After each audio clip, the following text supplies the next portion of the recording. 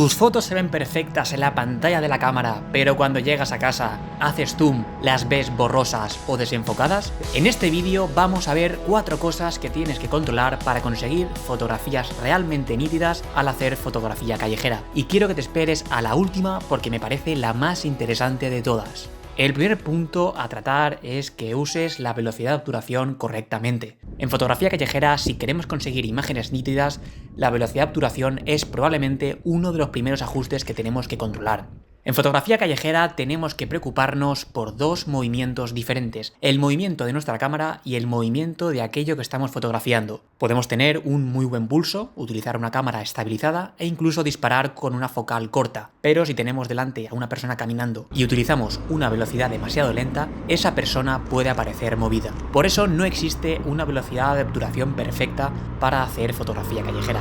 Depende de lo que esté ocurriendo delante de nosotros. Si estoy fotografiando una escena prácticamente estática, puedo permitirme trabajar perfectamente alrededor de 1:125 o 1:250. Pero si tengo personas caminando y quiero asegurar bastante la nitidez, personalmente intentaría moverme alrededor de 1:500. Acuérdate que este número significa un segundo partido en 500 partes. Y si hablamos de alguien corriendo, una bicicleta o una acción bastante rápida, probablemente tengamos que acercarnos a 1:1000. Evidentemente, estos son referencias, no son reglas, y hay otro error bastante común: confiar demasiado en el estabilizador de la cámara. El estabilizador puede ayudarnos a compensar nuestro propio movimiento, pero no puede hacer absolutamente nada con una persona que cruza rápidamente por nuestro encuadre. Para congelar ese movimiento necesitamos siempre una velocidad de obturación correcta. Por eso creo que antes de hacer una fotografía merece la pena preguntarse algo muy sencillo: ¿a qué velocidad se está moviendo aquello que quiero fotografiar?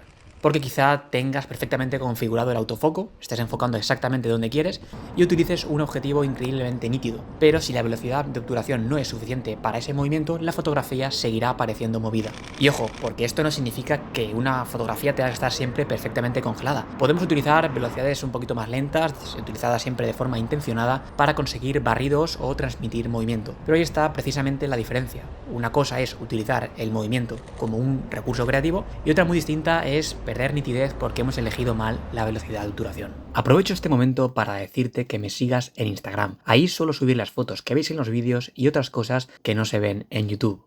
Lo siguiente que te quiero comentar es que controles dónde enfoca tu cámara. Podemos tener una velocidad perfecta y aún así llegar a casa, ampliar la foto y descubrir que nuestro protagonista está completamente fuera de foco. Y muchas veces el problema no es que la cámara haya enfocado mal. Puede haber enfocado perfectamente, pero no donde queríamos. En fotografía callejera esto es especialmente complicado. Tenemos personas entrando y saliendo del encuadre, elementos en primer plano, coches, carteles, edificios, y necesitamos conseguir el foco en muy poco tiempo. Ahora bien, aquí hay algo muy importante: no todos tenemos la misma cámara ni el mismo sistema de autofoco. Con cámaras relativamente modernas, como la Sony A7 III que estoy utilizando actualmente, tenemos herramientas como el AF continuo, detección de cara y ojos, diferentes áreas de enfoque o seguimiento. Si vuestra cámara dispone de ellas, podemos aprovecharlas para facilitar muchísimo el trabajo. Para personas en movimiento, por ejemplo, el AF continuo es una opción muy útil porque el enfoque se va actualizando mientras cambia la distancia entre nosotros y el sujeto. Pero, ¿qué pasa si vuestra cámara es un poquito más antigua o simplemente no tiene un seguimiento demasiado fiable? Tenemos varias opciones. Una de las más sencillas es utilizar un punto o una zona de enfoque y ser nosotros quienes decidamos dónde queremos enfocar. No necesitamos que la cámara reconozca una cara o un ojo. Colocamos el punto sobre nuestra protagonista y enfocamos y hacemos la fotografía. Y existe otra técnica muy utilizada históricamente en fotografía callejera y es el preenfoque. Si vemos una buena composición y sabemos que queremos fotografiar a alguien justo cuando pase por una zona determinada, podemos enfocar previamente a esa distancia y esperar. En ese momento ya no necesitamos perseguir al sujeto con el autofoco, necesitamos disparar cuando entre en nuestra zona enfocada. Incluso podemos llevar esta idea un poquito más lejos con el enfoque por zonas, utilizando una apertura más cerrada y suficiente profundidad de campo para tener un determinado rango de distancias aceptablemente enfocado. Esto es especialmente útil con cámaras un poquito más antiguas, objetivos manuales o situaciones donde necesitamos reaccionar muy rápido. Así que da igual si vuestra cámara tiene el último sistema de seguimiento o un autofocus bastante más sencillo. La tecnología puede facilitarnos encontrar el foco, pero saber dónde queremos colocarlo sigue siendo decisión nuestra. Pasamos al tercer punto que te voy a contar y es que la nitidez no significa tenerlo todo enfocado. Otro error bastante habitual es pensar que para conseguir una fotografía nítida necesitamos cerrar muchísimo el diafragma y tener absolutamente todo enfocado. Y son dos cosas completamente diferentes. Podemos hacer una fotografía a, por ejemplo, 2.8 perfectamente nítida, aunque el fondo esté completamente desenfocado. La nitidez tiene que ver con el nivel de detalle que conseguimos en aquello que queremos enfocar. La cantidad de elementos que aparecen enfocados depende de la profundidad de campo. Y aquí entran varios factores: la apertura, la distancia focal y también la distancia a la que nos encontramos del sujeto. Por ejemplo, si fotografiamos bastante cerca a 2.8, tendremos una profundidad de campo muy reducida. Eso significa que tendremos que ser bastante precisos con el enfoque, pero no significa que la fotografía vaya a ser menos nítida. De hecho, personalmente utilizo muchísimo 2.8 en fotografía callejera precisamente porque me gusta esa separación.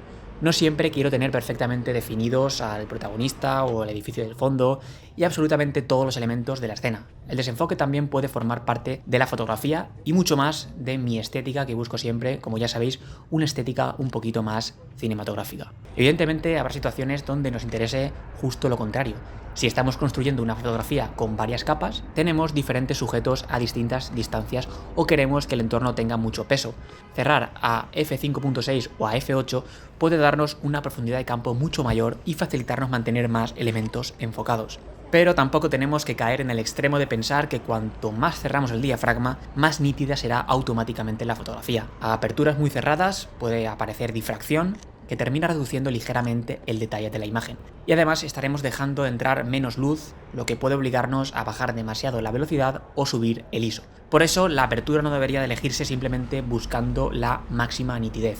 Debería elegirse pensando en cuánta profundidad necesita realmente nuestra fotografía. Y si tuviera que resumir todo esto en una frase sería que una fotografía nítida no es aquella donde todo está enfocado, sino aquella donde está enfocado exactamente lo que nosotros queremos. Y el último punto, como te he comentado, para mí el más interesante de todos, es que pierdas miedo a utilizar el ISO.